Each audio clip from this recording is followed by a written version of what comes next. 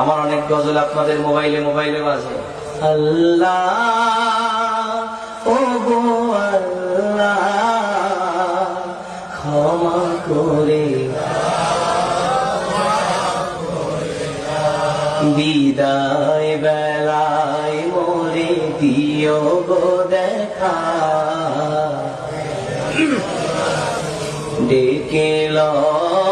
রাসূলুল্লাহ